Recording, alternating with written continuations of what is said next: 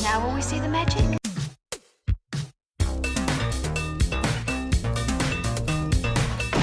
All right, where's Murray? Okay, who is it? This is Jesus, kid.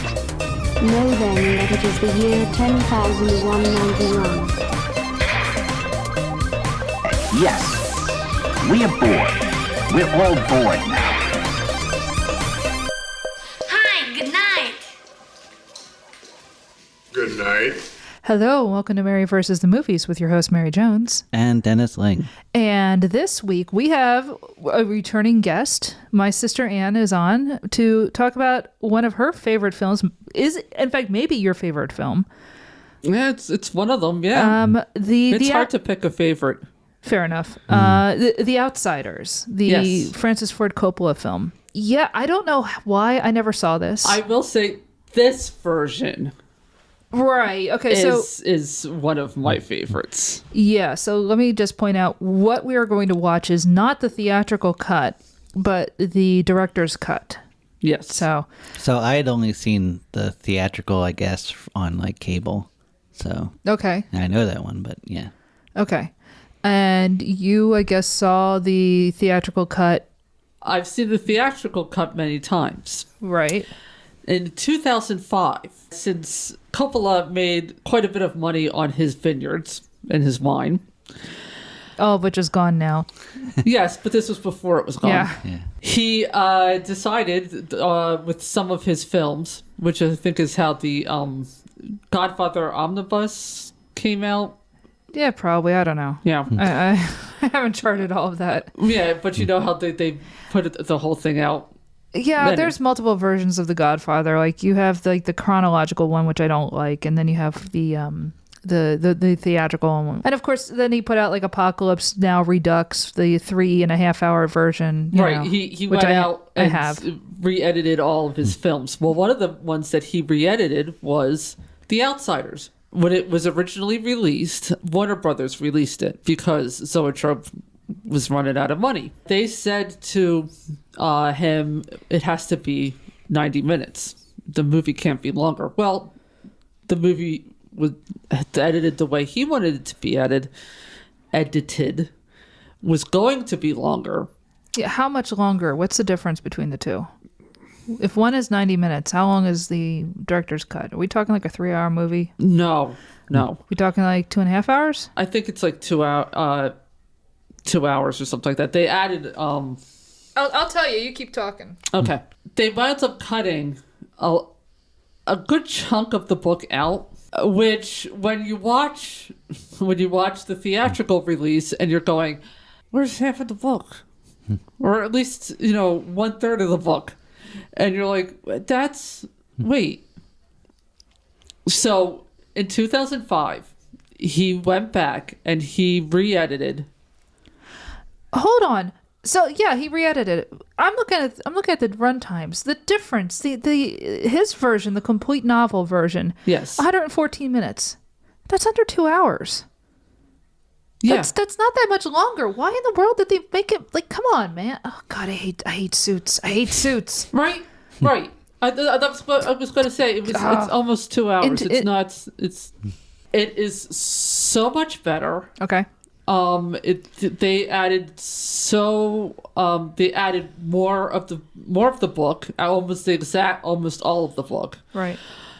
It was so much that after seeing the theatrical release, one of the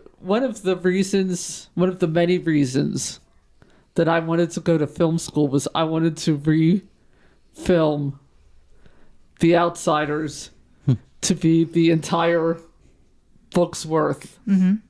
So does his complete novel version get close? Yes. Okay. Then I was like, damn it, he did it. So now I now I have no reason to use that degree I'm not using. Well, kind of. But hey, well, no. I'm in the same boat, just with English. It's like I have other reasons, but unfortunately I have yet to use that degree. No, Still. well, join the club. But Yeah, but it was just like, So there goes that reason. okay, so the reason we're doing this on the show is I have not seen this film. I didn't read the book.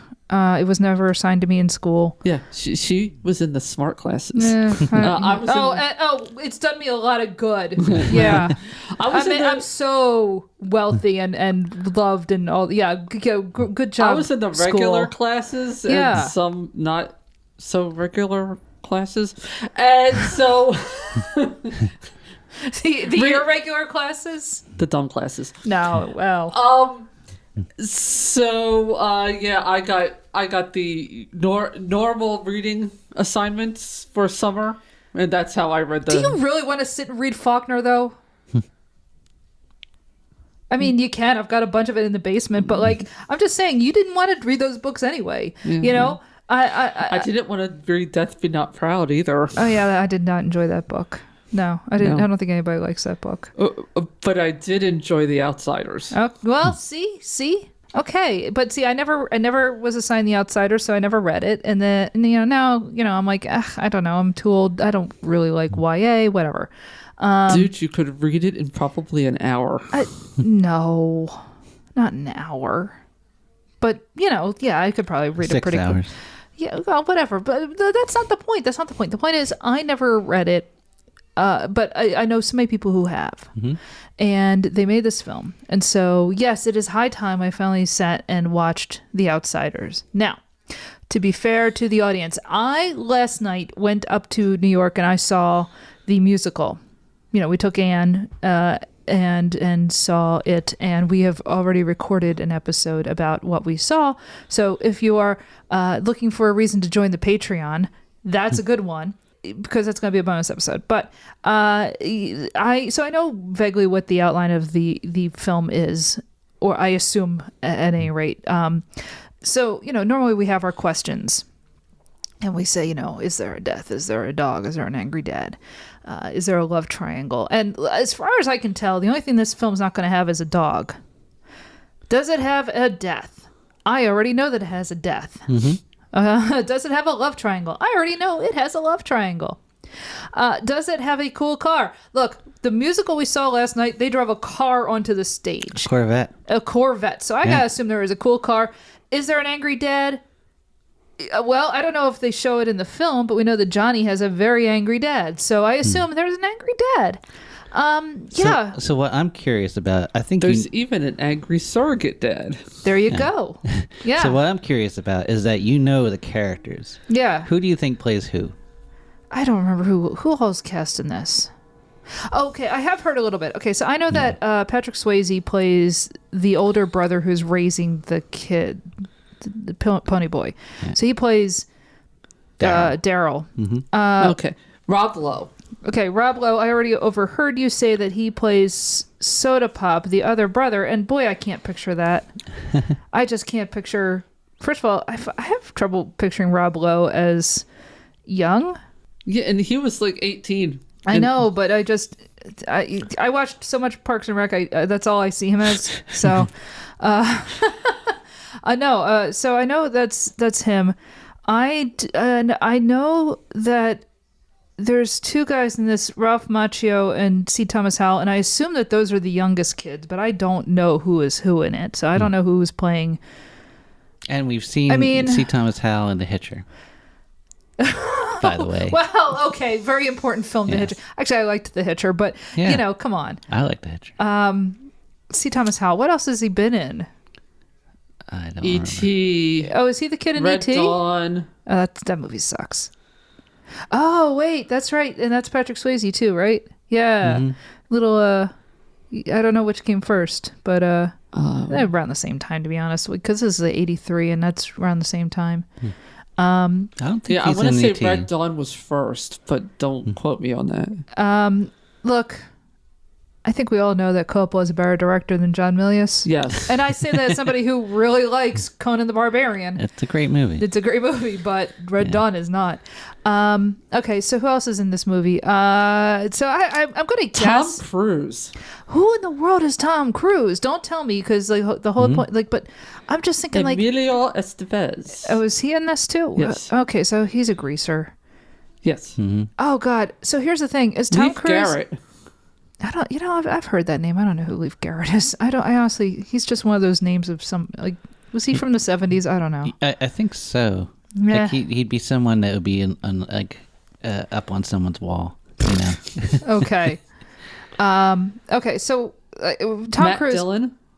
Matt Dillon is in this. Yeah. So we've seen Matt Dillon a couple Playing- times now. Like, okay, so Like he's about as real a deal of a greaser as we know. I was gonna say, like, okay, so is Matt Dillon a greaser in this? Because if you remember the film, oh God, it just went out of my head. Over the Edge. Over the Edge. Oh my God, Over the Edge is such a great movie, and he's basically like this little teenage dirtbag. Yeah. And I mean, could you cast anybody better for this? No. And he wasn't even an actor. My He bodyguard. yeah. My bodyguard. He's a little teenage dirtbag. Yeah. He's perfect. He's an older teenage dirtbag there.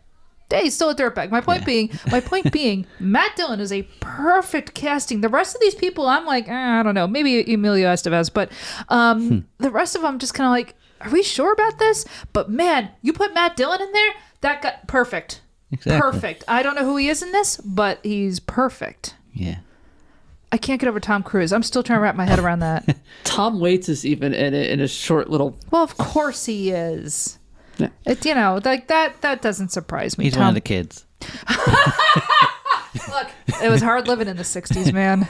There was just lead in it's just not just in the gasoline, it's like just everywhere, you know. Pony boys, stop going to those movies. Diane Lane. Okay, is she Cherry Valentine? Yes. Okay, because Val- like It's not Valentine. My brain decided her name was Cherry Valentine. I don't remember her actual name Is there any other females in The Outsiders? No, It's Cherry and Marcy. Yeah. that's it. Those two girls. Yeah. Yeah, it's real dude heavy. Because like there was the blonde girl in the stage play. Yeah, in the stage play, they basically made them the Powerpuff Girls. Yeah, exactly. Because Oh, God, I didn't realize that. Yeah. Oh my God. yeah, that's right. Yeah. And Cherry is like redheaded, like what's her name? Blossom. Blossom. And Bubbles was on the other side. Yes. Yeah. Yeah. Who is the Mojo Jojo of The Outsiders? Bob. Yeah. Bob. Yeah, fair enough. I don't have a lot more else to say until we actually sit and watch this movie. So The only thing I'll say is that I had completely forgotten it was in Tulsa. yeah, Like, okay. From my memory of the movie, I was just like, oh, it's a city movie. Maybe it's Cleveland, but The Outsiders set in Cleveland. yeah, I don't know. All right. So with all of that out of the way, shall we go and watch this movie? Yeah, let's do it.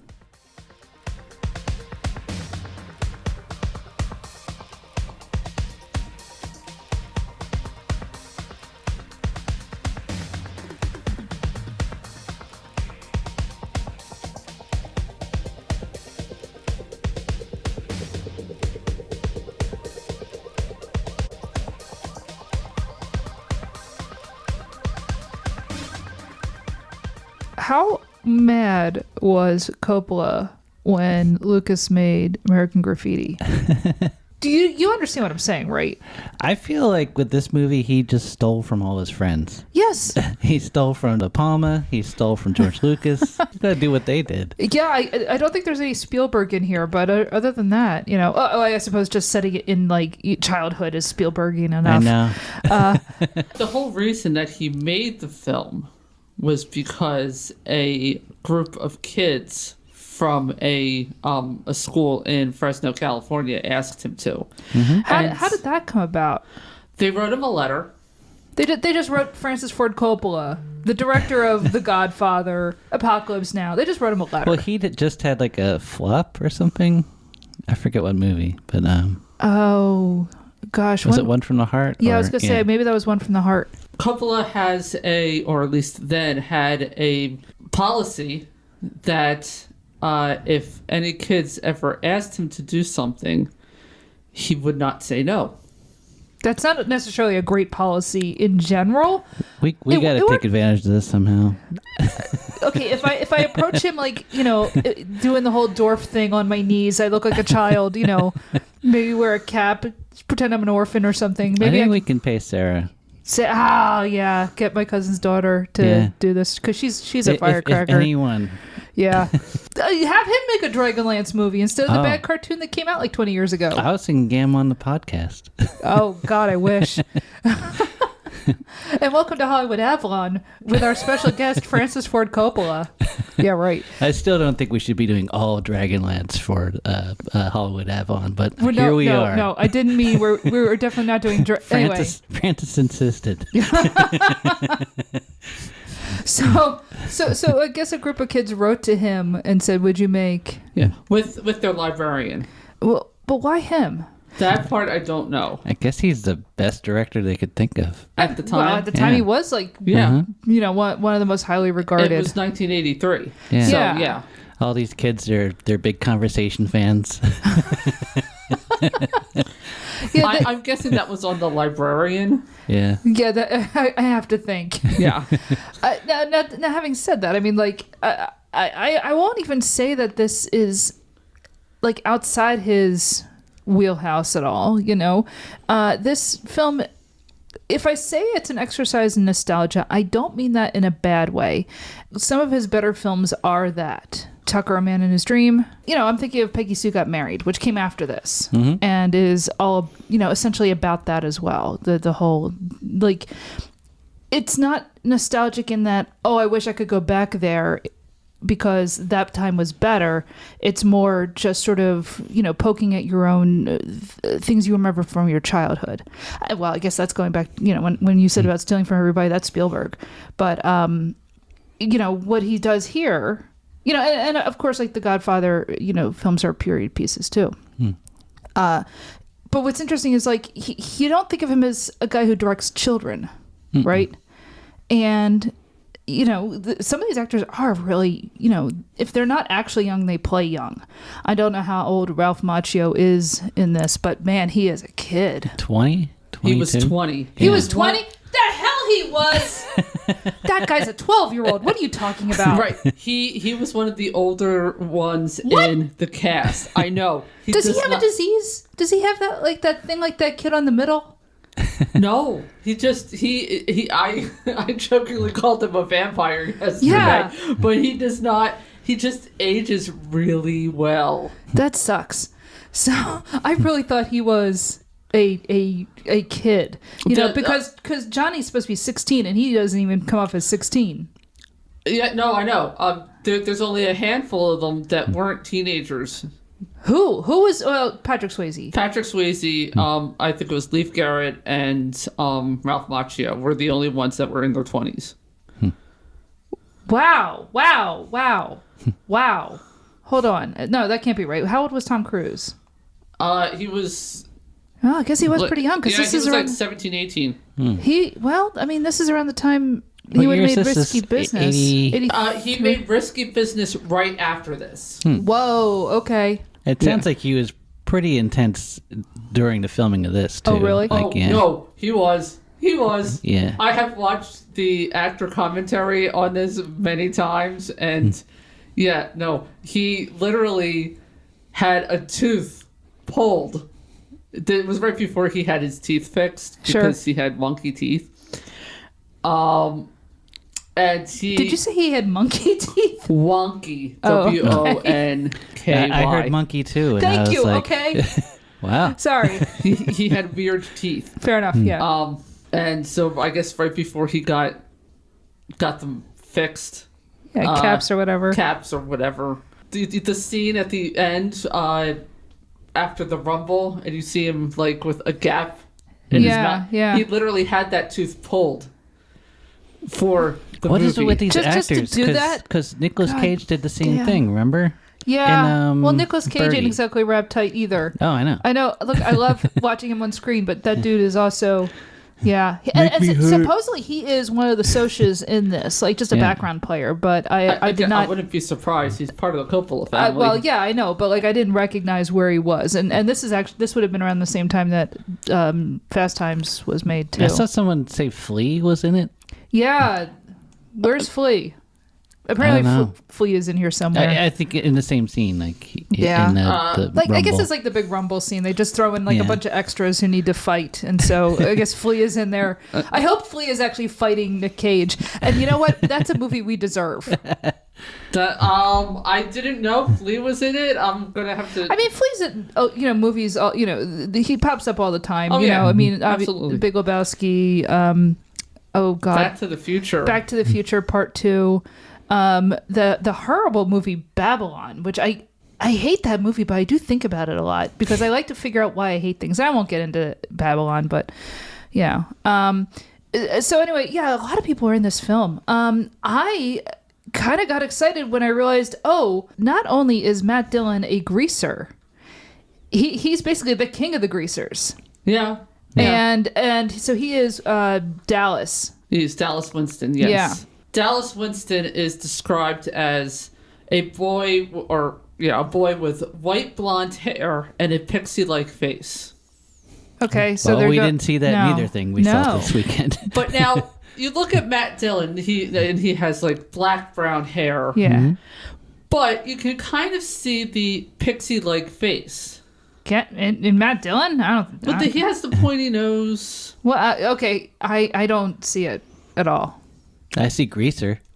Oh yeah, no, I see a real dirtbag. I see someone born to be a greaser. Yes, absolutely. Well, yeah, but I can kind of see, the kind of pointed face in him a little bit. So whereas he doesn't have the colored hair, the same color hair and stuff like that, I can definitely see where it doesn't match the looks exactly. He was right for the part.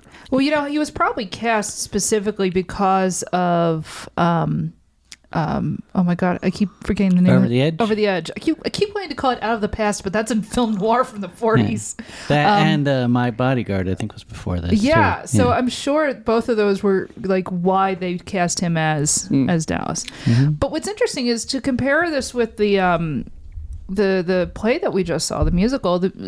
So all of the greasers in this are white. Mm-hmm. And what they did in the musical was they made the greasers multi-ethnic.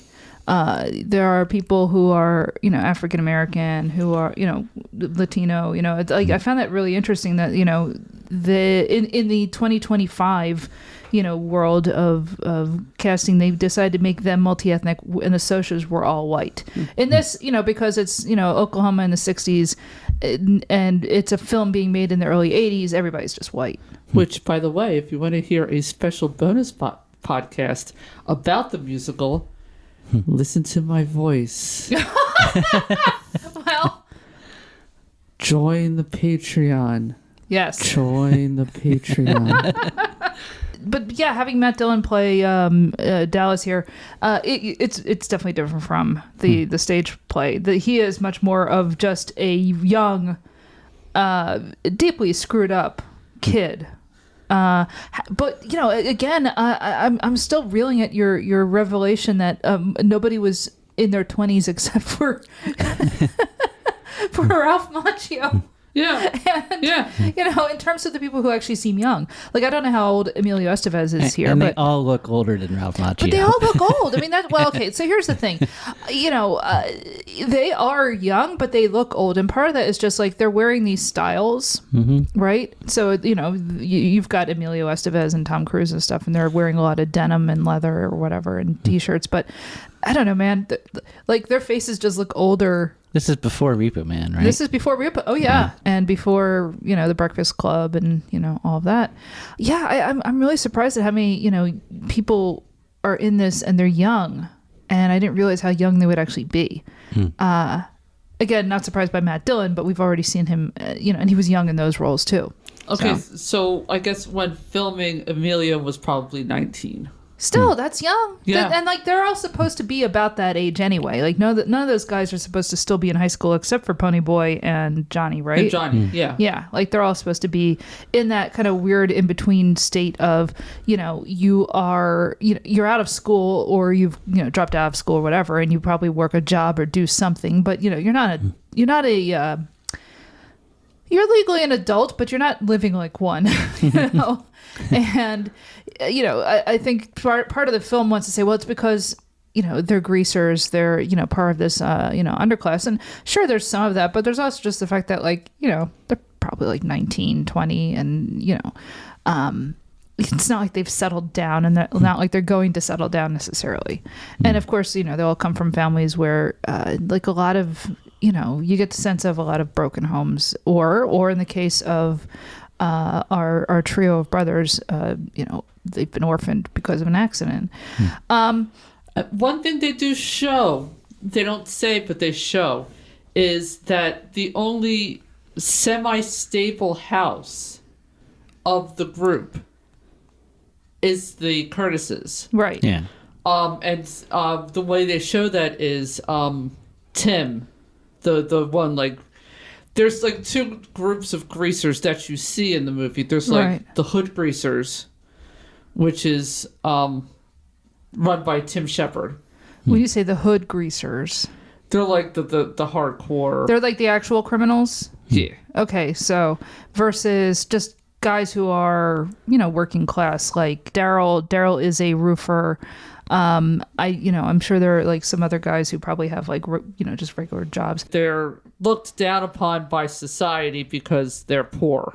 Okay, so the story of The Outsiders, for those who, if you're listening to this, you've probably read the book or you've seen the film, but it's basically the story of Pony Boy, who his parents were killed in a car accident. Basically, like they got stuck on the train tracks, and so he is being raised by his older brother Daryl and his other brother Daryl. No, Soda Pop, and you were waiting to use that joke. No, I genuinely wasn't. But also, that joke is entirely for people who are at least 45. They're living in Oklahoma. I don't think they ever... Do they mention that it's Tulsa? They don't mention that it's not in the Tulsa, film. not in the They film. thank Tulsa in the film. But that doesn't count. But it is Tulsa, Oklahoma. Mm-hmm. But so, as Anne's saying, you have this group of lower class, the working poor or the lower classes, and they get called the greasers.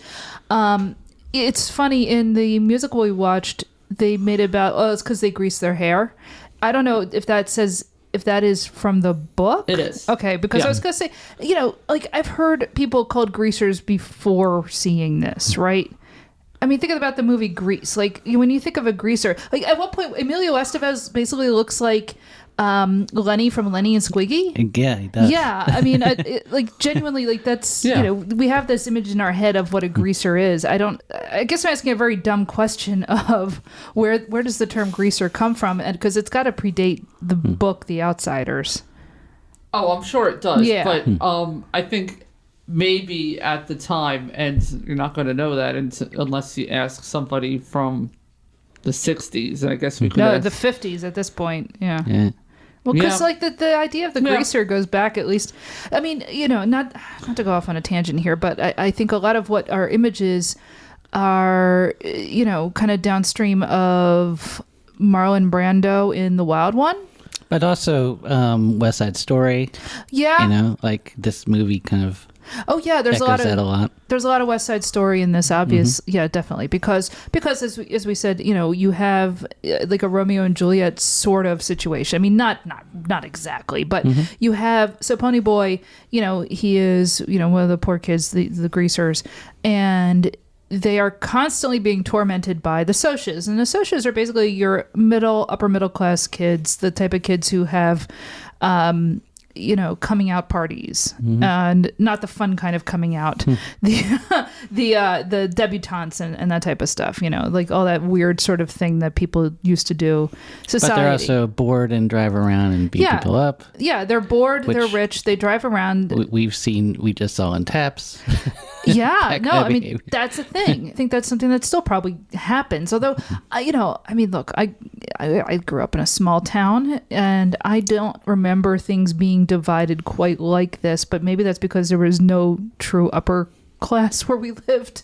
I don't think that was, it's not like we were near the main line. We were much further I out. wonder if it's something that happens when there's more kids at some points, like when there's like a boom, Well, maybe, yeah.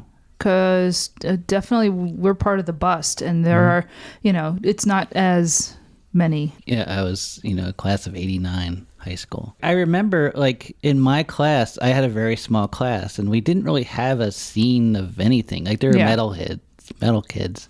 But, like, kids younger than us and kids older than us had, like, punks and that kind of thing. And we just didn't really have that as much. Yeah, I mean, so, I'm 8 years younger than you, and same, I went to a small school, and, there wasn't, I don't remember there being those types of cliques. It was just like people had groups of friends, but it wasn't like, here's this underclass of people, here is, the rich popular kids. It wasn't anything like that. I mean, granted, now look, I went to a Catholic school, so I think that already makes things slightly different. But I don't remember anything in Boyertown being quite like that either. Methacton, there weren't by class. They did make distinction, like if you were from Worcester or What, Eagleville? yeah, Eagleville to Audubon. Why? Like if you were in Worcester, it's like, oh, you're like the farm kids Because there are a lot of farms here. because there are a lot of farms here. And if you were from Audubon or Eagleville, you were Like the town people. Yeah, but that's kind of what I'm saying. It's not like being popular or anything had anything to do with, it wasn't quite like the world that they're showing here. No. And I think part of that's just, time moves on and those types of divisions, they change, they mutate, and also I think a lot of populations segregated in different ways. By the time we were going to school in the in the 90s, I think it was the suburbanization really changed probably a lot of the dynamics involved. Yeah. What interested me about the difference between the play we saw and this movie is that I wonder if kids really know what the Fonz and the Ramones Right? That's a are. good question. Sha-na-na. Have any of these kids ever seen Rebel Without a Cause? I doubt it. Yeah. But yeah, I mean, even saying like the Ramones, there is no way a 13-year-old. Like they know who the Ramones are, but I don't think they realize that how weird they were dressing at the time. Yeah, like they don't realize the Ramones are like throwbacks to a look from the 50s, and so the Outsiders is definitely like of the same, type of American, zeitgeisty thing. Yeah. Whereas it felt like the play that we just saw, it seemed like they were just kind of like farm kids versus like preppy kids. Well, yeah, I think there was less of an. For one thing, you're in like a theater, and so you're not seeing people up close, and that's the difference. When you're watching a film, you have a lot of close-ups, and you can actually see like, oh, their hair is greased, or like the kind of clothes they're wearing. Like color-wise, this is blue jeans, maybe black jackets, white t-shirts, and slicked black hair. Yeah. It was a very color thing, and then the preppy kids, they all had like green and a lot of sherbet colors. I do think there is a I am curious as to what a kid watching this now, what they would see in terms of like the class differences, or would they even recognize a world that looks like that? Because I think we're even much more class segregated than we used to be. The rich kids, frankly, I don't know that they go to. Like if they go to public school, it's because they live in a very rich area, right? Otherwise, they go to some private school now. America has really resegregated itself class racially, in a lot of different ways in the time between when The Outsiders, the book was written, and The Outsiders film was made, and now. Like we're a very different country. So let's talk a bit more about the film. So you have that distinction between these two groups. Pony Boy likes to go to the movies. His whole thing is he loves watching, going to the movies and watching Paul Newman or whatever. I mean, they actually go at one point to watch a double feature of like the beach party movies. Beach Party Bingo. Beach Party Bingo and what was it? Muscle Beach Party. Okay. I think it was the other Party, one. yeah. One of them, I was watching. I'm just like, oh, hey, that's Buster Keaton. Yeah. Because I know he's in. I think Beach Blanket Bingo. Yeah. Yeah. Like those movies. Buster Keaton's in Beach Blanket Bingo? Yes. Yeah, we saw him in the movie. We saw him in the movie. Did you He's not notice prominent. when the movies that they were playing, you weren't paying attention to the movies that were actually playing in the background? I mean, I looked, but I wasn't that interested in the movie that was playing on the... But see, that's interesting to me. I'm always curious as to, if you're going to reference a movie in another movie, why? Yeah. And because that's always interesting to me, especially because it's Coppola. So, I mean, now, I don't know if they made a reference to, like, specific films he was watching in the book The Outsiders, or if they just mentioned he likes to watch Paul Newman movies. But, Coppola made a conscious decision to show that they want to go see both The Hustler, which is a great film, and, truly great. Pony Boy wants to see The Hustler. The rest of them, they're like, Pony Boy and his weird films. Why are you crossing the tracks to see that stuff? Well, that's a very good point, because they'd rather go to the drive-in and watch Muscle Beach Party, which is just kind of a dumb beach movie with Annette Funicello and Frankie Avalon, and those films actually, if you go and watch them, they also have the thing of you have all the hip kids who party on the beach, and then the villain is this kind of goofy biker gang, which again dresses like greasers, Right. So you have that like kind of this thing that they're kind of watching, this kind of bizarre representation of themselves on screen as kind of the comic villains in these movies. And I doubt that they, you wonder, would the kids actually recognize that, So I don't know. I found it funny that the movie that they're watching is these goofy beach movies. But by going to some place like the drive-in, this is where, aside from school, they actually have to interact with these socias. Otherwise the only time they have any interaction with the socias is because the socias are driving around and looking for kids to beat up, mainly them, which happens both on screen and off screen. So Johnny has been beaten up a lot by them. Not just by them, but also by his parents. Yes. Pony Boy gets beaten up, more than once in this. I think it's, I'm trying to think, there's somebody else who they imply got beat up recently, and I can't remember who it is. Like, I feel like there was another one of the greasers, but it doesn't matter. Oh, did Soda Pop get beat up? Probably. Yeah. I don't remember. I can't imagine someone hitting Rob Lowe. Can't you, though? So Rob Lowe is one of the brothers. Does anybody buy Rob Lowe as a greaser? He's fine in this. You think? Yeah. I mean, I think maybe it's like his whole post career. I know, because you keep thinking that he's Chris Traeger from Parks and Rec or Youngblood. Youngblood. He was in a hockey movie or something. I have no idea what you're talking about. Sorry. No, that's fine. I have never heard of Youngblood. Yeah. He was, a Rat Pack. And that's the thing, Pack. like Soda Pop, he's a greaser, yes, by association, but like all the Curtises, he's like one of the least greaser of a greaser. Well, yeah, because look at Daryl. I mean, he has a, normal job, and he, basically is an adult. Soda probably had some kind of learning disability or something like that. Okay. And written in the book, and they picked a good actor to play him. He was like the cute one. Ah, okay. So even in school, all the girls, didn't matter if they were socias or greasers, they all thought, oh, he's the cute, dreamy one. But what's funny to me is I went into this thinking that Patrick Swayze would be the least believable greaser, and actually, no, he's totally fine. Yeah. Yeah. And I mean, it helps that he is obviously meant to be older than everybody else anyway. But it's funny that you're like, Rob Lowe, and I'm like, yeah. But I seriously thought that I was going to be like, laughing at Patrick Swayze, and I was not.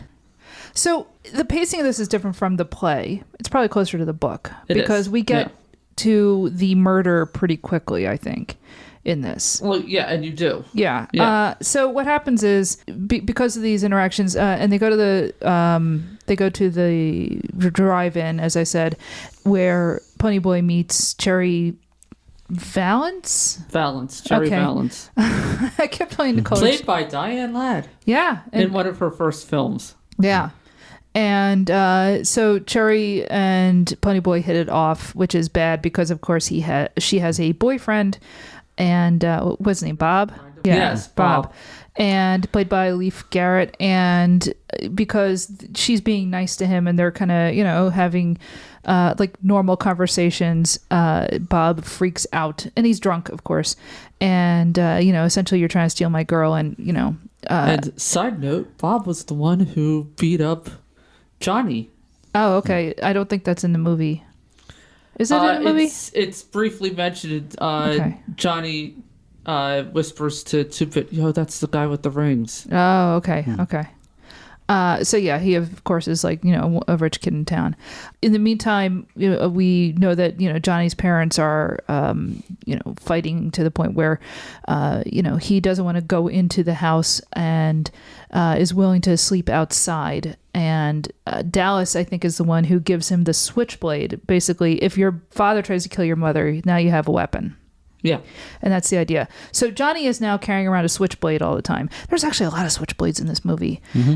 And now, I know I'm not supposed to say this, but switchblades are really cool. And I kind of wish I had one. I want to know how long Emilio Estevez practiced with that switchblade to do that fancy... Oh, no, that's more like a butterfly knife. Yeah. I used to have a okay. butterfly knife. Actually, it broke. Did you get it from Zern's? I did buy it at Zern's. Of course. Of Because course. you could find anything at Yeah, Zern's. of course this guy sold me an illegal weapon when I was under 18. But, it's a paperweight. Did they have a switchblade that turned into a comb? I used to have one of those. Nice. It was plastic, and I loved it. Yeah. Got it at the pharmacy. Yeah? Which pharmacy? Was this Ellis's up the street? Ellis is up the street in Fairmount. Yeah. Yeah. That thing was awesome, man. I saw that, and I'm like, can I have that? And of course, our uncle, who kind of spoiled So us a what little are bit. you, like 6 at the time? No, I would think I was like 5. God. Anyway, Yeah. So there's a lot of switchblades floating around in this movie, but Johnny is walking around with one. And so when, after the confrontation at the drive-in, Bob goes hunting poor Pony Boy down, and him and his buddies essentially try to drown him in the park pool, fountain, I mean. And Johnny, naturally seeing that, hey, you're basically trying to kill my friend, even if they don't think they are, maybe they think they're just waterboarding him, but essentially they're going to hold this kid under water. So Johnny gets out the switchblade, and we don't see it happen exactly because we're seeing things through Pony Boy's eyes, more or less, and he is knocked unconscious. But when Pony Boy wakes up, of course, Bob is dead with the, having been stabbed, and Johnny admits to having done it. So naturally they go off. By the way, there's some serious split diopter Oh yeah, there's a lot shots in that scene. Yeah, there's a lot of split diopter, and specifically, and actually it's worth bringing up, when Coppola uses the split diopter, it is always so that there's like a big emphasis on Ralph Macchio's face, and like he's always very close up, and somebody else is in the background. Yeah. This happens a lot. It's done really well, I think, in that film. But why do you think he wants to keep doing that specifically with the character of Johnny? What do you think that's about? Why do you think he has these intense close-ups on Johnny and somebody else farther away, but they're both in focus? Maybe Johnny is always kind of trying to hide in every scene, and so he just wants to show, like, oh, by the way, this kid's scared all the time. Can we talk for a second about the way that Coppola films this movie? There are definitely scenes filmed outside, and I don't think they ever went to Tulsa, but they definitely some stuff is definitely outdoors, but there's a lot of stuff that looks like it's on a sound stage, and I do think there is something intentional about the way he is using it. He's using Technicolor for the film, development. This is meant to look like something like Rebel Without a Cause. This is meant to look like a movie from the 1950s. This is meant to look like, you may as well have, cast Montgomery Clift, when you're watching this.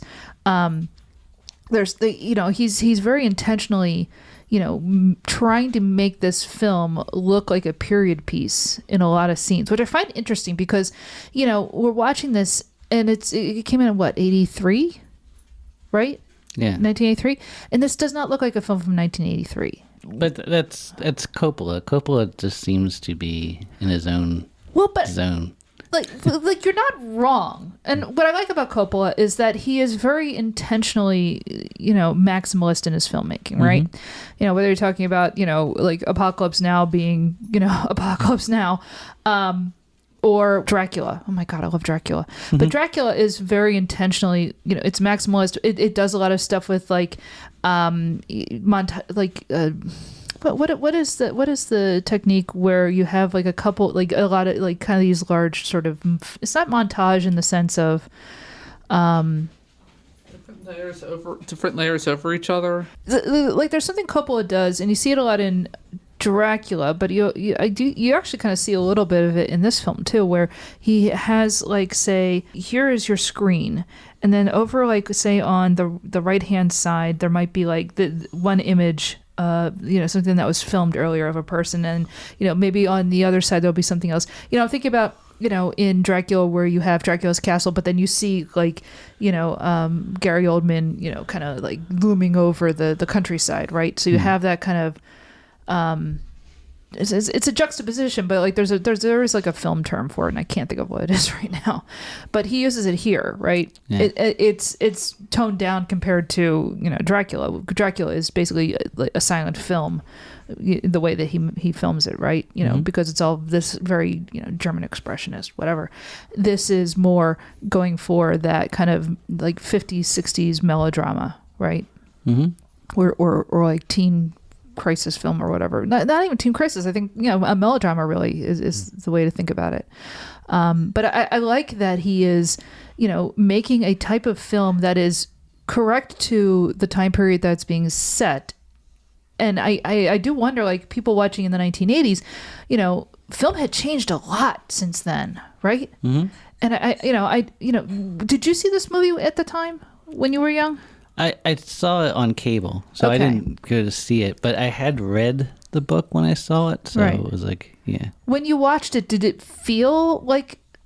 It just felt old. It just felt old, right? Yeah. It didn't feel like a film that had come out recently, right? No, it looked recent. Okay. Because there's so many stars that I knew. Well, that's true. Like I knew everybody in the film. I guess that's how he gets away with it. I just wanted to point out it was all filmed on location in Tulsa, Oklahoma. Oh, really? Because other than the Windricksville points were filmed in a Skiatook. Apologies if I'm pronouncing that incorrectly, Oklahoma. Okay. See, now, because there is a scene where Ponyboy and Johnny are looking at the sunset, and they're talking about sunset, and that looks like a soundstage. And maybe that's the way that Coppola is filming it, but you could have told me that was a soundstage and made in the 1950s, and I would have said yes.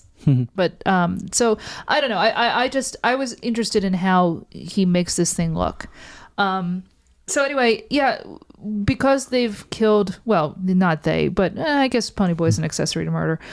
Because they've killed Bob, naturally, who do they go to run to but Dallas, the chief criminal? And so they go to... Well, because Ponyboy had a fight at home, and so he was kind of running away from home. That's true. He can't go home because, obviously Daryl is trying to get him to stay in school and, kind of grow up and basically don't be a greaser. He doesn't say that, but that's essentially what he's saying. Don't drop out of school. Don't get in trouble. Don't get into fights. Don't go, hanging around with these guys. Don't be like Dallas, man. Yeah, well, no, don't be like Dallas. Dallas just got out of prison. So they go to find Dallas at a roadhouse, which is also, I assume, a brothel. That's more obvious in the stage play, which I found interesting. Yeah. I mean, they kind of allude to it in the movie with the red light. Well, there's a red light, and also, you have a topless Matt Dillon coming out. And bedrooms upstairs. Yes. Yeah. So, they don't have to... I appreciate not having to say, well, so we went to the whorehouse. No, you don't need to do that. All you need is a red light and Tom Waits answering the door. Yes. That's exactly right. Once again, I assume this is something. This is just one of his Jim Jarmusch characters has wandered into, The Outsiders. I mean, a little bit. No, not a little bit. Entirely. And boy, was I glad to see him. I know how to make a buck, and it's not the right way. So Dallas says, all right, look, here's what you're going to do. You're going to run off to this church that's abandoned, and you're going to hang out there until I can figure out what to do for you guys. And so we have a much longer in the film than in the Broadway play set of the two of them living together in the church and hiding out because, obviously they're wanted for murder.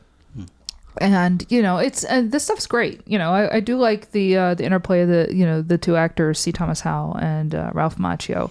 You really get a sense of how young these kids are. And again, in the book too, you realize Ponyboy, he really is. He's a kid. Oh yeah, he's 14. A little kid. And he just turned 14. Yeah, he's a child. Yeah, he doesn't know what he's doing, and he is in an incredible amount of trouble. It's again where I mentioned that scene of the sunset, and they talk about books, and they talk about they're reading Gone with the Wind, and because it's just a book that they want to read. It's a little weird to have it be Gone with the Wind now, because Well, yeah. It's interesting in the musical that we saw, they change the book that he's so into to Great Expectations, and if you want to hear us talk about that, you can listen to the bonus episode. The other thing that they get into is a Robert Frost poem. Yes. Do you want to talk about that? Yeah, I actually like Robert Frost. The poetry. Yeah, I have a book of his poetry. It's called Nothing Cold Can Stay. And the poem, not the book. Poem. Yeah. It's a very short poem. It's basically about when everything starts it's golden and it's new, but that doesn't stay, and it all changes as you grow older. Well, do you want me to read the poem? It's very short. It's very short. If you would like to, sure. The poem that he recites is. Nature's first green is gold, her hardest hue to hold. Her early leaf's a flower, but only for so an hour. Then leaf subsides to leaf, so Eden sank to grief. So dawn goes down to day, nothing gold can stay. It's a very short poem. Yeah. The Ponyboy recites it to Johnny. Yeah. Right? And there's a sense of he doesn't entirely understand it. He just it's kind of stuck with him, but he doesn't understand what it means exactly. Yeah.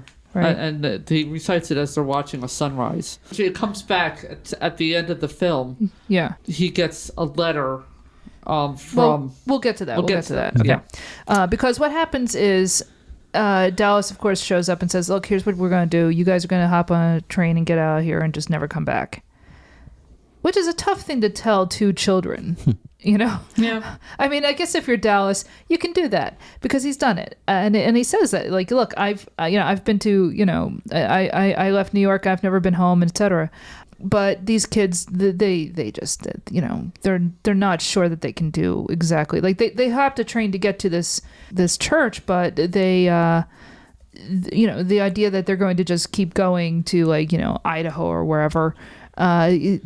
You can't expect a regular 14-year-old to want to do this. Before they actually can even make a real decision, the church where they've been hiding out, there was like a field trip and some kids were outside. The church is now on fire. Now, whether the fire was started because, they left cigarette butts around or something, which is probable, immediately, the boys are like, well, we have to save them.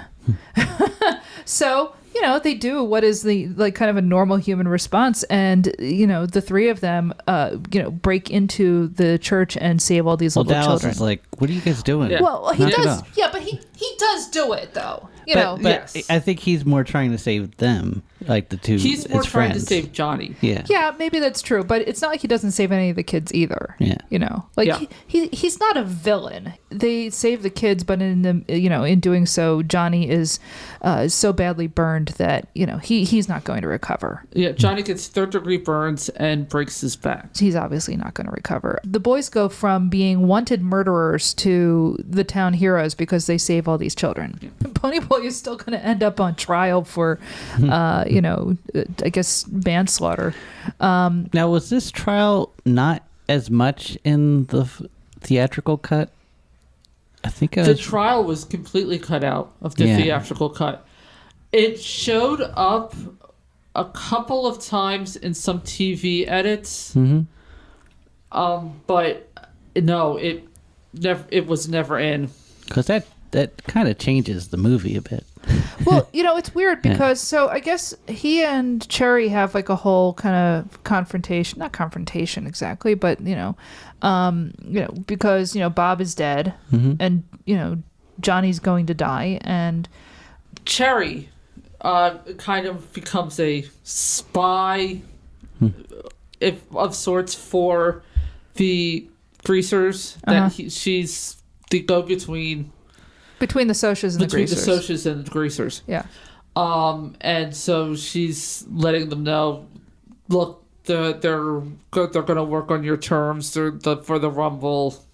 Right, because essentially there's going to be a rumble, aside from whatever judicial thing that, Ponyboy's got to go through because of the murder, the Socs want revenge and vice versa. So there's going to be a general rumble between the Socs and the greasers. But also she tells the greasers, by the way, I'm going to tell the cops, or I told the cops that, that Bob was drinking, that it's not Ponyboy and Johnny's fault. Yeah. That it was all self-defense. Yeah, exactly. We get the big rumble because this is that kind of story.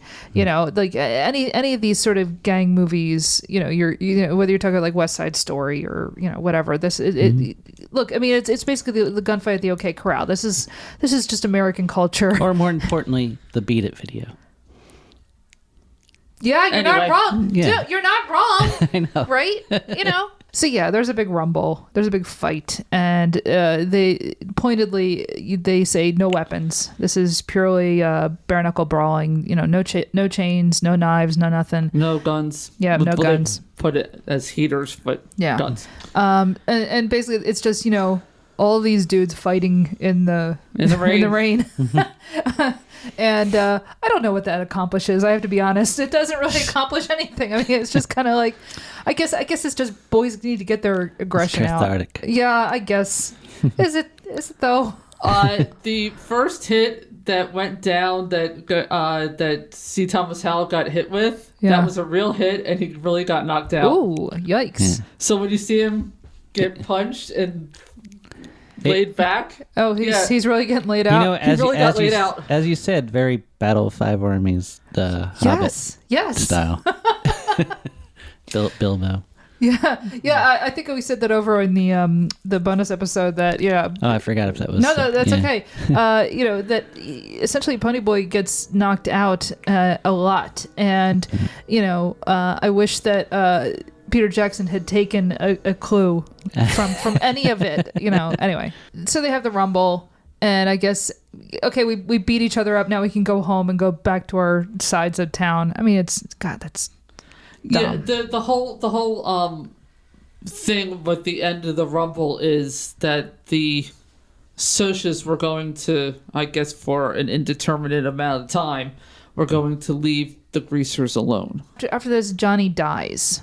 Dallas, and Ponyboy go to the hospital to tell Johnny that they won the rumble, and Johnny is in the process of dying, and Johnny basically says to them, it's not worth it. Yeah. All this fighting and everything, it's not worth it. And he just says to Ponyboy, stay gold.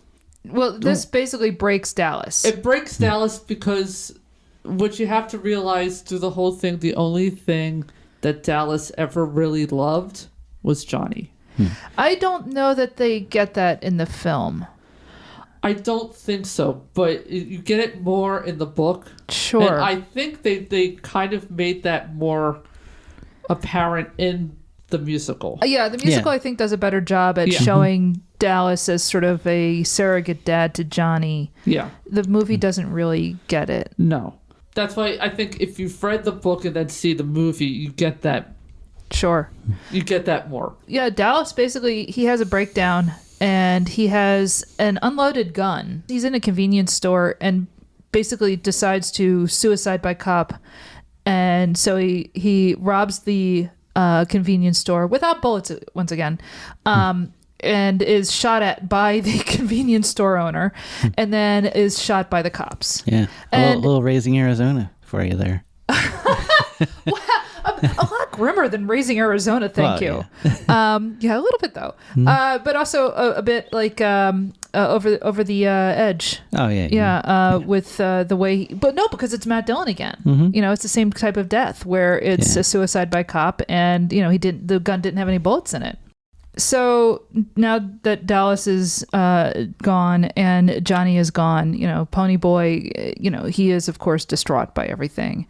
Not to mention that he has been sick, and he has probably been sick since he was thrown into the water. Well, yeah, I mean, he was essentially drowned and beaten soundly. You don't just jump back from that. Yeah. So, and that finally gets to him. He passes out. Yeah. And he's basically sick for like a week or more after that. So essentially, things are rough at home with his brother Daryl, and they are fighting quite a bit because Daryl doesn't really have, you know, he's not his father, and you know, he's only had to try to raise this kid for a year, and he doesn't know how to handle any of it. And you know, essentially, the last conflict of the film is them fighting, and Soda Pop kind of coming between them and saying, you know, we can't do this, we're brothers, etc. And it resolves pretty quickly. Yeah. I have to say, like. Now you had mentioned that Soda Pop probably got his girlfriend pregnant. Yeah, Not in the film. Not in the film. You see him in the film fingering an envelope. Yeah. Boy, I'm glad you finished that with an envelope. I'm sorry, just given the...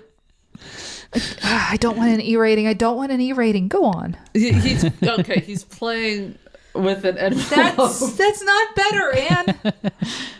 He has holding, an envelope he's holding an envelope in his hand. Yeah. Yeah. He's distracted. That's all happening while Daryl and Pony Boy are arguing. Yeah. And that's when he snaps and yells at them and runs out of the house. Yeah, and I mean, basically, we have like, you know, the brothers all being like, "Let's never fight again," type thing. Yeah, it's a fairly pat ending. Yeah. And in the book, you find out that the letter is from his girlfriend. Okay. And in the TV show, apparently. Oh God. Really? Okay. Say I never saw the TV show. So. Me neither. I just read about it. Okay. I have no idea what this TV show thing is. So, all right. In the book, what is it saying? Hey, by the way, I had your kid. Well, no, it alludes to her parents sent her away. Oh, okay. So it's basically saying, I didn't leave you. I got sent away. Well, it's that she had to break up with him because... Yeah. It's like a Dear John or Dear Joan or whatever, the female version of... No, that's yeah, I mean, it's a Dear John letter, I get. No, not exactly. Yeah, no, I see what you're saying. Okay. Now, whether... she was sent away to have the child. It doesn't really matter. Or sent away to get rid of the child. They never say in the book. But it was for that reason. Right. That she had to break up with him. I think what really actually gets Pony Boy to, you know, kind of handle his feelings is he gets a letter from Johnny, basically from Beyond the Grave. The book, the copy of the Gone with the Wind is brought to him, and he finds a letter from Johnny in there. That was written by the nurse. Mm-hmm. Yeah, and it's basically it's a letter that was written to him. It's just saying Johnny had always talked about killing himself because he didn't think he should be alive. And then, you know, as Johnny was laying there dying, he realized, no, he didn't live long enough. And then he realized what Robert Frost meant in the poem, and that gold meant that you're like that when you're a kid and everything seems new, and that you should always hold on to a part of that. And that Dallas could use some of that. He Dallas hasn't seen could the stop, sunset and stop by and watch a sunset or a sunrise, and that he could remember what it was like to be a kid again. So here's the thing. I don't think he's right about the poem. I don't think he might not be, but art also, if you look at it, art is also always there to be interpreted. No, I know, but I'm reading this poem and I don't think it's about that. I think it's about the impermanence of that. Essentially, everything dies. But sometimes when things die, that someday they come back. Are you going to tell me about the chicken man now? I am. What happened to him?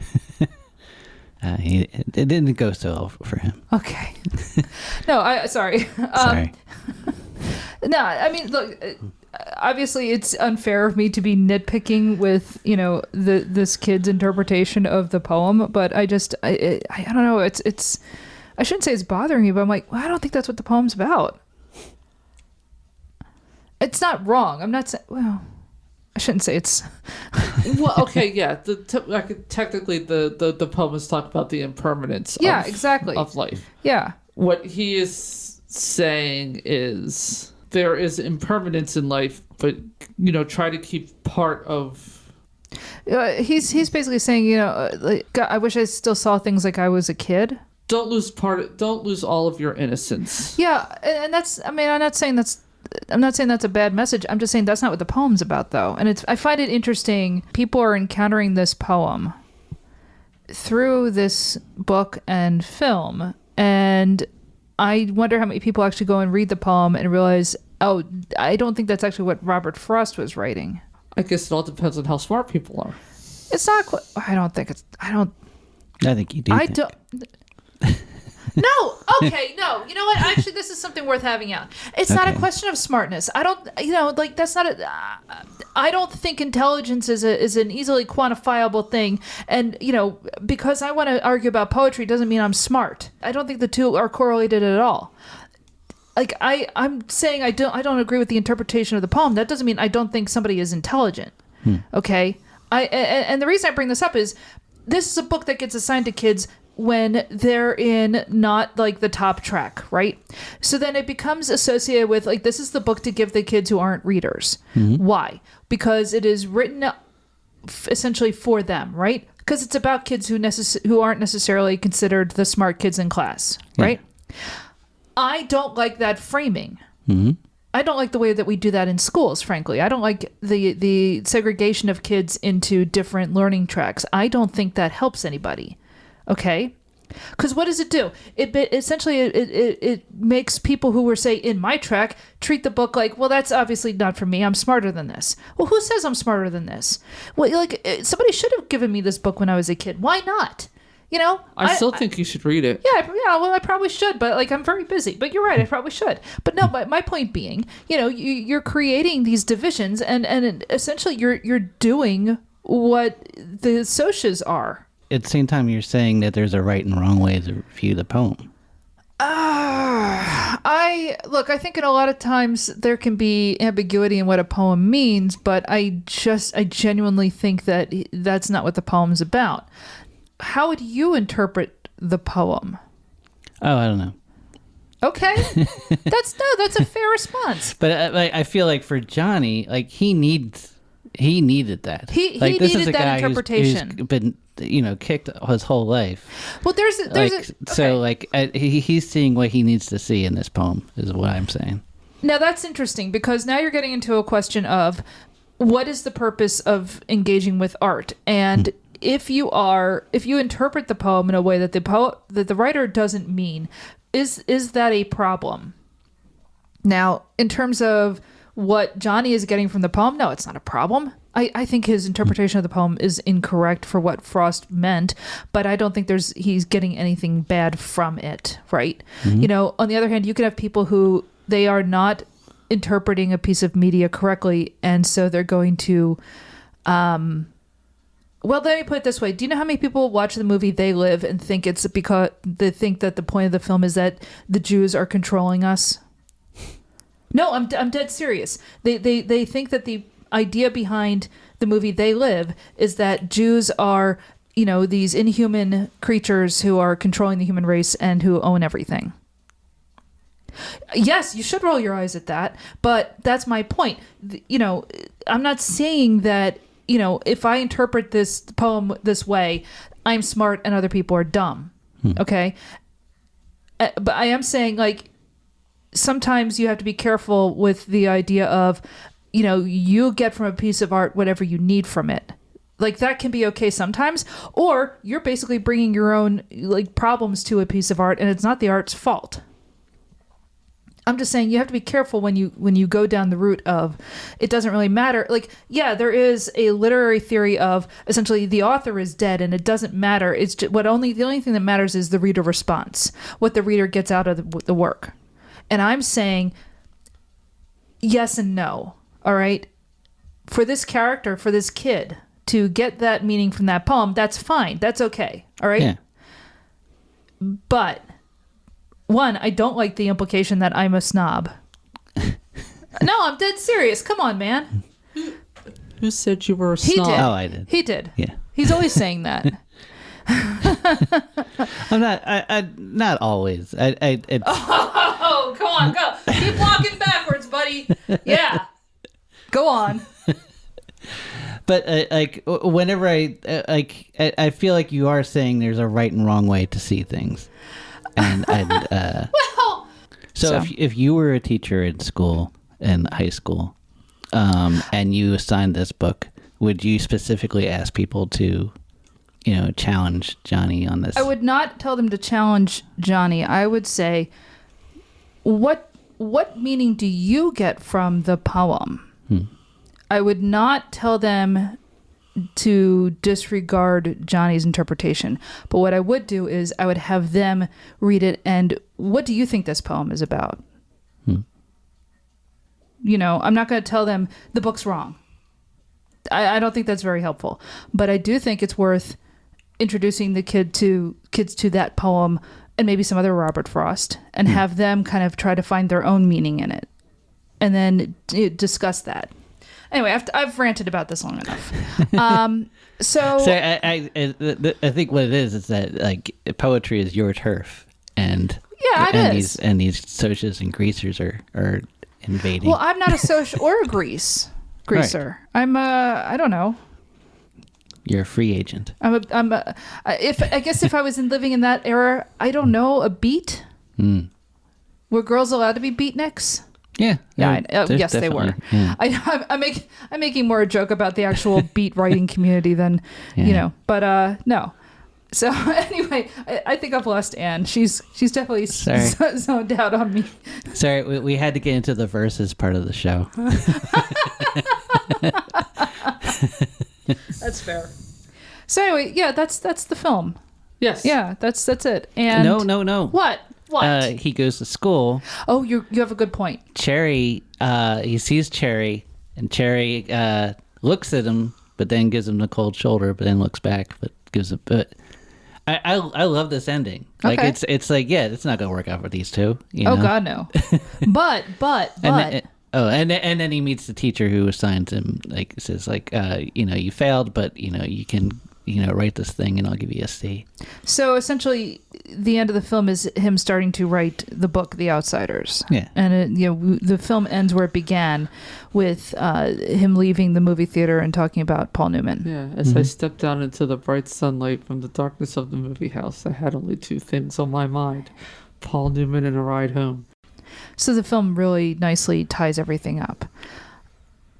And that's it, other than a very sappy song from Stevie Wonder. Because this is from that period of the 80s where he's writing music that I can't dig. So this was recut They added all this Elvis music. It's great. Oh my God. They The picked actual all these soundtrack. like kind of like not well known Elvis songs. But, and not I just really like Elvis, that. because I made the joke when we started about American Graffiti, but the reason I said that is because there's a lot of really good stuff in here of like music from the time period. Like, there's a great use of them's Gloria.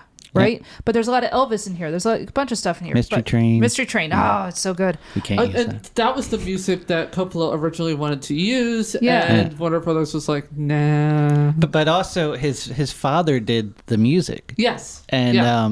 he said that like he always like I know I was wrong, but like you can't tell your dad that you're not gonna use his Especially music. when your dad is like a film composer, and he is the reason that you were able to get your foot in the door in film. So he waited until his dad died to actually remove that music. God, that's terrible. Yeah. Yeah. But so like there's all this great music, but the Stevie song. The Stevie Wonder song's not really good. bad. Yeah, I don't like it. But oddly enough, Stevie Wonder is in one of those beach party movies that they're watching. Wow. Yeah. I didn't know that. Yeah. That's fun. He's, they would always have like musical acts in those things. So he's in one of them. I can't remember if it's Muscle Beach Party or Beach Blanket Bingo. I think it's Muscle Beach Party. But yeah, so it's funny that, he's in there. But otherwise, the soundtrack is, it's a lot of great music, know? But I really like the whole like, oh, by the way, these two don't get together thing. Like I think that's great. Yeah. I don't know. I find it interesting. Like Rob Lowe asked Susie Hinton, so whatever happened to Soda? Yeah. And she inferred that he probably died in the Vietnam War. Oh man, that bites. I mean, she's probably not wrong. Yeah. But that bites. That feels like more American Graffiti. Actually, it does. It does sort of feel like we're going to more American Graffiti territory. But because he was like, so whatever happened to him? Just Yeah. to carry. It's. I think Ponyboy probably became like a English teacher or English professor. Yeah, that figures. Yeah.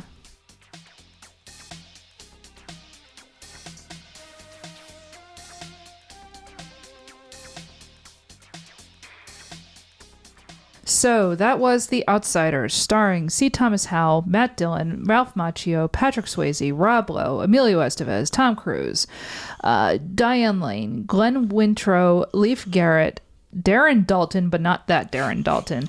I liked his character, by the way. He was Randy, the other Soch. Yeah, the one who's actually kind of human. Yeah. Yeah. Tom Waits, and only interesting to me, Gaylord Sartain, who is in all sorts of movies. You see him in a lot of stuff. I think the last time he was in a movie we did on the show, though, it was Ernest Saves Christmas. So, written by Kathleen Rowell from the novel by S.E. Hinton, and of course directed by Francis Ford Coppola. The scene in the hospital where right after they visit Johnny, they're going to then visit Dallas. Uh-huh. Not only is the nurse that is arguing with Dallas, that is the author of the book S.E. Hinton. Oh no, it was. That's right. Yeah. Oh, also we saw Sofia Coppola.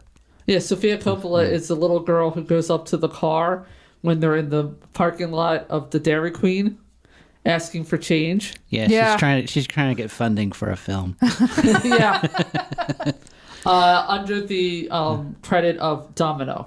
All right. Of course, you can follow us on social media. We're Mary vs. Movies on all of your major platforms. We are on TikTok and Instagram and all the rest of them. And we are on Tumblr is Mary vs. the Movies. And we have a website now, thankfully. And so you can go to maryvsmovies.com. We are on all of your major platforms where you can rate and review the show. We're on Apple Podcasts. We are on Spotify. We are on YouTube. We have an RSS feed that you can plug into whatever your podcatcher of choice is, so you can listen to us wherever you go. We, of course, have a Patreon to help support the show because this show is not free to make. We have all sorts of costs, and otherwise it's coming out of our own pockets, and that's fine. The Patreon. But yes, so you can join the Patreon, patreon.com/MaryVSMovies. But if you do that, then you get access to not just the bonus episode like we recorded about the musical, but we have an ongoing second podcast called Hollywood Avalon, where we watch Arthurian movies. So it's pretty much anything Arthurian, if we can wedge it in. So it's obvious stuff like the movie King Arthur, which I did not. Outsiders. The Outsiders is not. Shut up. Stop laughing, you. He had a dipstick. He used it like he was knighting him. First of all, that was in the musical on stage. That never happened in the movie. But anyway, so Indiana Jones and the Last Crusade, all sorts of Bugs Bunny cartoons, the movie Knight Riders, which is great. Various versions of Sir Gawain and the Green Knight are making their way onto there. We recently did 28 Years Later, and I know people think I'm crazy for that one, but listen to the episode. It works. Trust me. Yeah. As Dennis will point out, it has a Merlin figure. It has a Merlin. Yeah. So anyway, patreon.com/MaryVSMovies. All right. Anne, thank you for being on the show and for showing us one of your favorite films. Happy belated birthday. Happy birthday. Yes, thank you. I got my birthday present 2 months. 2 months late. 2 months after my birthday, yeah. Well, it was just about picking when we could go. Yeah, exactly. Yeah. So, do you have anything? It's like our guests are always like here for their birthday. That doesn't always happen, but that does sometimes happen. So, do you have anything you have to promote, or? Not at the moment, but always go to PhiladelphiaAventures.com. Okay. Donate whenever you can. Great. Very good. All right. And we're also Philadelphia Adventures are also on Instagram. We also have a Facebook. Okay. So very good. All right. Hopefully, if things work out as I'm, we'll see. But I'm hoping that our next episode is a little bit of a switcheroo because I have seen this film, although it has probably been, at least 30 years. And Dennis has never seen it. Return of the Jedi. No. Good God. We saw that in the theater last year. Did we? Yes. We went to the Amboy Theater. Huh. Oh wait, no, it wasn't Return of the Jedi. It was Empire Strikes Back. Exactly. Because who needs to see Return of the Jedi? But no. Dude, they changed the whole ending. Like whatever. No, the next movie we're gonna watch is The Last Waltz. Oh yeah. Do you know why? No. Thanksgiving. Oh, it's not because of it's Martin Scorsese's birthday? Well, actually, I think today is Martin Scorsese's birthday when we're recording, but not when this episode comes out. But no, I'm obviously on a bit of a Scorsese kick these days. I watched that Apple mini series about him, and I really want to cover The Last Waltz because it's something I haven't seen in a very long time. It's actually the first film of his I ever saw. I think I caught it on cable or something. Okay. But I was like 14. Or maybe a little older, and I have not seen it since. Well, we should plan a coin flip after this. Yes, because after that so far the only coin flip we've had in a while was when Uncle Morty flipped on his episode.